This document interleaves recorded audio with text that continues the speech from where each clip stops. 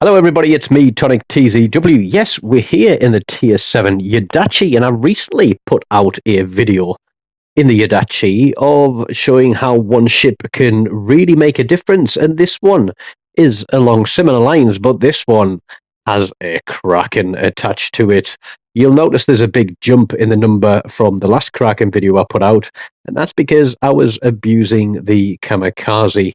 And I didn't think you'd want to see a load of Kamikaze Krakens back to back, so I'll save those for another day.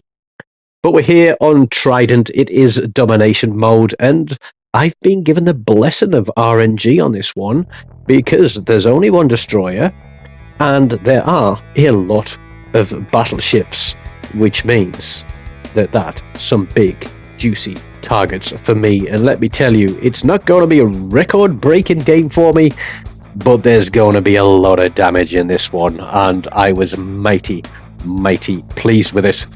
Now, sometimes getting a Kraken is because of how well you play. I'd like to think that in this game I play well, but in other games it's because of how badly the rest of the team plays and leaves you with so many targets that it is almost impossible not to come away with a Kraken. But there we go. The first ship is out of the game. The Roma is in his smoke, and there is another battleship there with him. I can't actually read what that is there from being sat back on the sofa watching the TV. But we're going to take this cap. Red team are across there on Charlie cap, and you'll notice that most of blue team have kind of abandoned the centre of the map, leaving one guy on his own on the far side against a number of ships. And I always say that caps are king in this game, so I'm not going to rely on the team to be picking up the kills on this one. My god, what is that cruiser doing? He's running his smoke screen, sailing straight up to two battleships to turn and put his torpedoes on. That isn't going to end well for him. So I'm going to push across to this uncontested cap because it looks like Red Team's destroyer is across there on Charlie, and I'm worried about bumping into him. But there is, I think, a Cleveland out here. Well, at least for a little while anyways. But I'm going to get onto this cap. I'm keeping an eye on my twist and track / perceptive indicator just in case it flips to the left side of the screen, which tells me that the destroyer is coming in. But no, he is a safe distance away from me. We've got all these battleships here, and this guy in the Roma, Executive Adler, I'm sure he's in one of the groups I'm in on PlayStation Network, but he's obviously very wary of when he is being targeted by torpedoes, because he does do a bit of a truffle shuffle and manage to avoid pretty much every single one of them. But the Tirpitz didn't, and he goes back to port for a dev strike. I was actually only expecting to get one torpedo on his nose, thinking he was going to stay hidden behind the island. But that George W has decided he wants to nope it out of here, and the team are going to pound town on him. Still keeping an eye on my perceptive indicator. Can I get shots past there? Fire the torpedoes a little bit too early, because no sooner have I launched than the Roma starts moving. But because other ships have got him spotted, we are going to smoke up, and we are going to start firing some HE and get some fires onto this guy. Hopefully knock out a few of his secondaries and see if we can pick up a little bit more damage. We're closing in, or getting close to 100k here. There's one fire.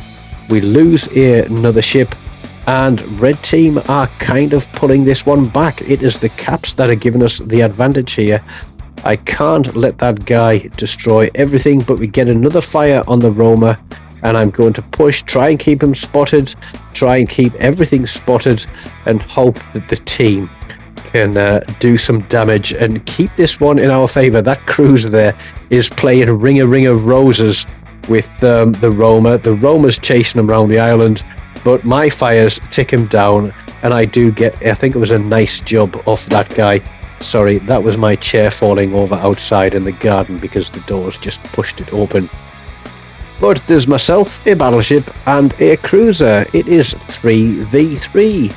We have the points advantage, at least for the moment, but we lose our battleship, which is bringing it ever closer back to Red Team. And this is why I say that caps are king, because these two caps are giving us the points advantage, because this cruiser behind me is going to go out of the game as well, and that is literally going to hand it to red team. So what do? We are on 3 kills. There is 3 ships left in the game. You already know it's a Kraken. Now, why are the caps important in this one? It's because they know that as well as killing that cruiser, they have got to take a cap. And I wasn't leaving that guy with any hit points on him, and I knew that I was right on the limit of detectability with that cruiser behind us. So we took the shot at that battleship and we finished him off. So it is 1 battleship, 1 cruiser versus 1 Yadachi. They know they need to pull a cap. They can defend one, they can push one, but these ships can't be in 2 places at once, and my torpedoes can be. That KGV is pushing hard. We do a double spread across there, turn away from the cruiser because I know he's got sonar and I don't want to be anywhere near it. But there is Kraken Unleashed 191, and now we have got the Hampshire left with the torpedoes almost ready for reload. Now there is no way he can win this unless he kills me or takes a capture point, but I don't think there's enough time for him to pull back. What does he need? 260 points? No. Thinking he's going to hide behind there and come running out with sonar, I put my torps across there.